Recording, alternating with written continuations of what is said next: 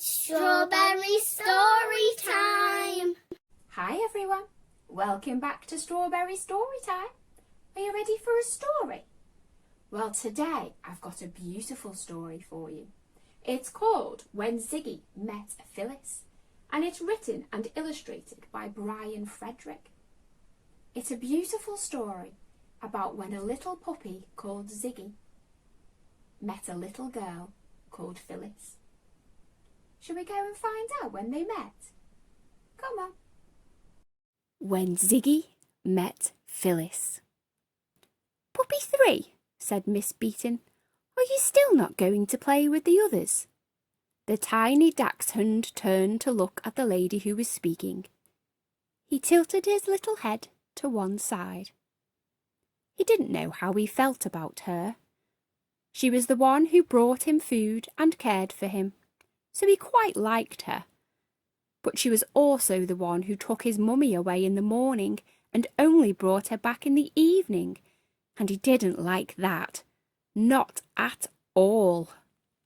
Puppy 3 was only 5 weeks old, so there were lots of things he didn't know. For example, he didn't know he was going to be called Siggy, mostly because nobody had named him yet. He heard Miss Beaton say, "I don't name my puppies because this makes it harder for me to let them go to their forever home." He wasn't sure what that meant either. As usual, Puppy 3, soon to be called Siggy, sat by himself by the window. He was thinking little puppy thoughts. He was thinking about breakfast and his mummy, while he watched the world outside. So Siggy, we'll call him that now, looked out of the window. He was watching some robin redbreasts outside. He saw a mummy, a daddy, and a baby robin in a little nest in the oak tree at the bottom of the garden. The parents were feeding the baby some worms. Siggy wondered what the wiggly things tasted like.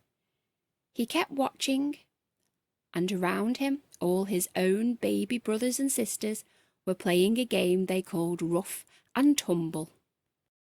There were no actual rules in Rough and Tumble. Everyone just piled in and jumped on top of one another until they all got tired. Whoever was on top at the end won that round. They played this game a lot, sometimes a dozen times a day.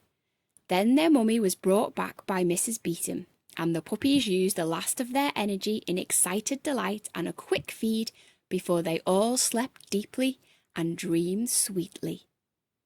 During the day, while the other puppies cavorted, Siggy mostly preferred to just watch the world outside on his own.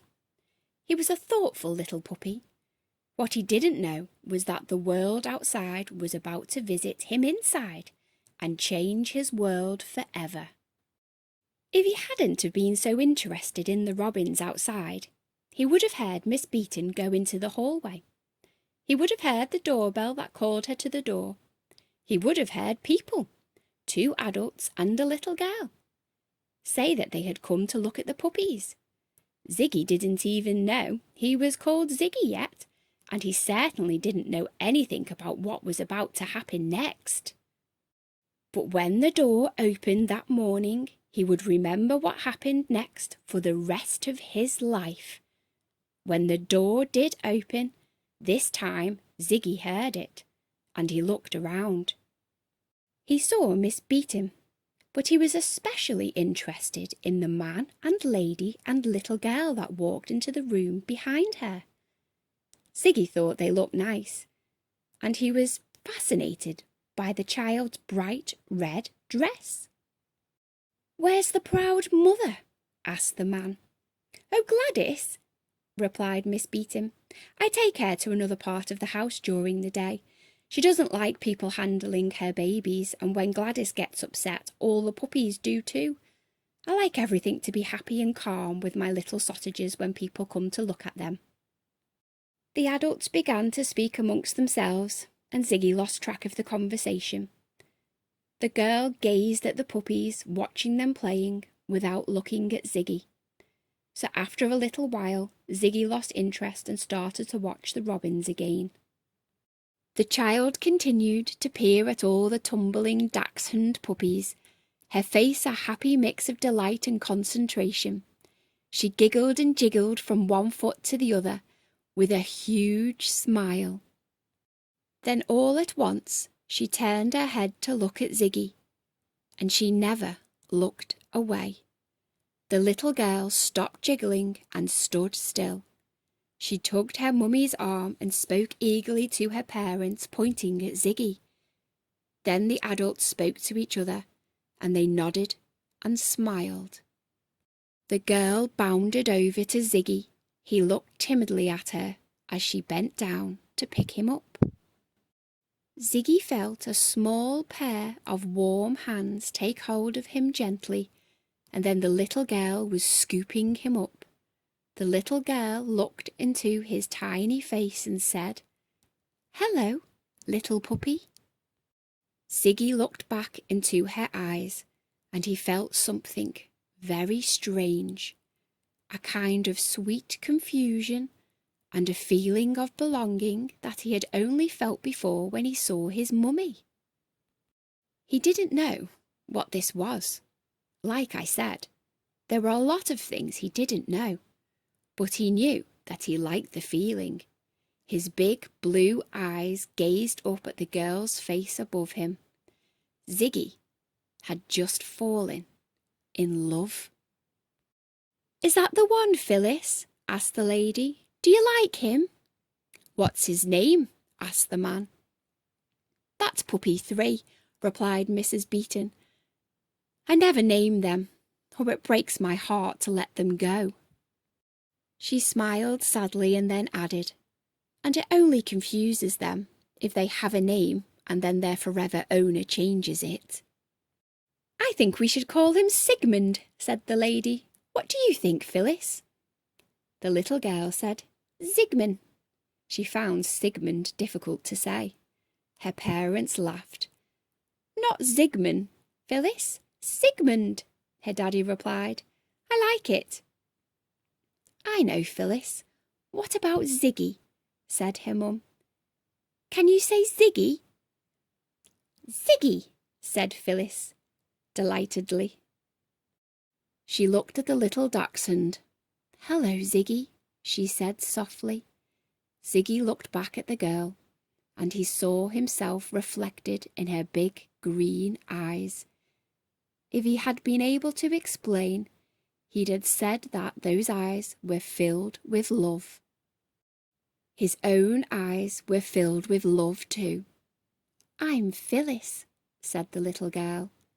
The baby dachshund made a sweet puppyish noise in reply. The adults heard him make a few soft little barking and snuffling sounds as he wagged his tail furiously. But Phyllis heard him say, "Hello, Phyllis." "Will you be my puppy?" Phyllis very earnestly asked the tiny dachshund.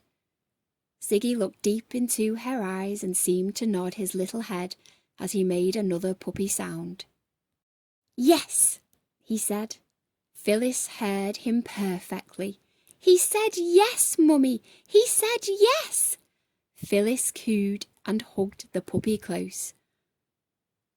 "Are you going to be my forever human?" whispered Siggy. "Yes, Siggy," answered Phyllis, looking into his eyes again. "I'm always going to take care of you. We're going to have such fun together." "Aw, look at them," said her mummy. "I think we have a winner," laughed her daddy. The little girl and her little dog continued to have eyes just for each other. Daddy and Mrs. Beeton went into the next room, and when he came back a few minutes later, he was holding some papers. "He's all yours, Phyllis," he said. Phyllis felt her heart burst with joy. "Thank you," she said. "Thank you, Mummy and Daddy. I promise I will always love him and care for him." She brought Siggy over and clutched him tightly in one arm. She hugged her Mummy and her Daddy, hugged them both. "Let's go home now, darling," said her Mummy. Ziggy said goodbye to his little brothers and sisters, who hardly noticed he was leaving. But he didn't feel sad. He didn't know where he was going, and he would always remember his mother, Gladys. But all the same, he felt that if he was going with Phyllis, then he was going home. Did you like that story? When Siggy Met Phyllis? It was a beautiful story, wasn't it? Do you have a pet? A little puppy or a kitten? Do you remember how excited you were when you went and chose it? Thanks for listening, guys. If you want to support the author, all the links will be in the description below. See you next time. Bye! Don't forget to subscribe.